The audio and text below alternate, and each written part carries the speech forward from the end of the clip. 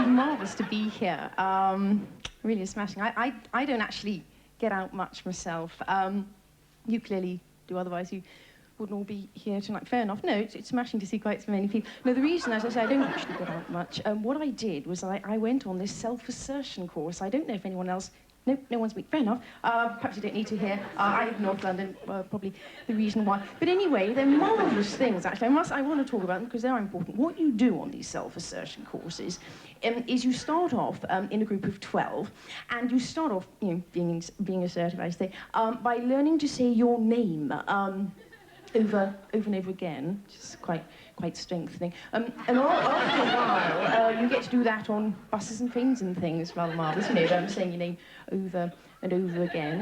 That's your Christian name and your surname. It's quite... In fact, actually, last Saturday, we bumped into this other self-assertion group, in Oxford Street it was, saying their name over and over again. Dressed in orange, I don't know, all called Harry, all saying it over and over again. Fair enough.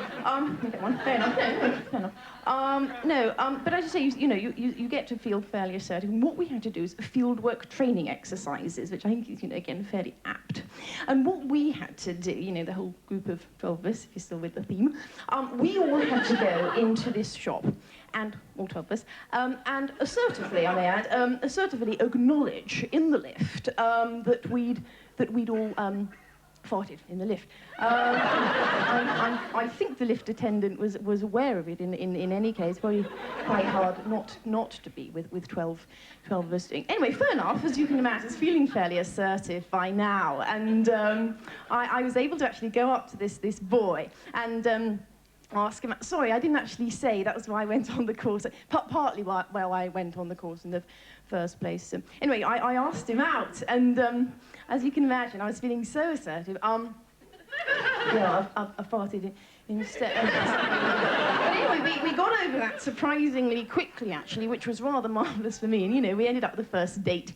And the lovely thing about this assertion course is that, they do give you helpful hints, what to do, do's and don'ts kind of thing.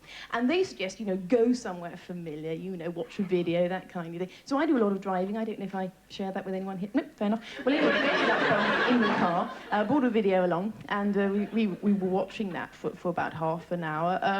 Got a bit boring. I don't actually have a television set in the car, but we were watching the video anyway. Actually, I don't know if there are any couples here tonight. I mean, there's no way of knowing, but no couples, fair enough. Well, you wouldn't know then, but a lot of body language started happening in the car. And I was remembering the release techniques. They're strong on that in the assertion. Well, it'd have to be, wouldn't they, in the assertion course? Let's face it, let's not be silly about this.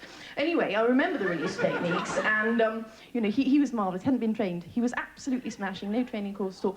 And does anyone drive a Renault 4 here?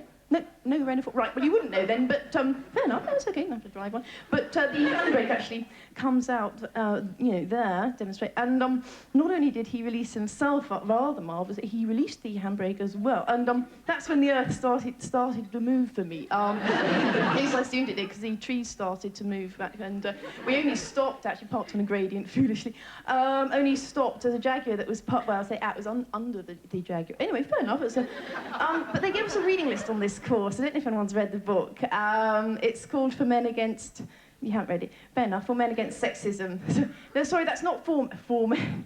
No, it's for men against... Well, somebody on the course said there's probably only 4 men against it, which I thought was quite assertive. Fair enough. But anyway, the author actually quite clearly spent a very long time, which is rather marvellous, coming to grips, as it were, with the nature of his sexuality. And I opened it up on the first chapter, and there were the titles. The title, I should say.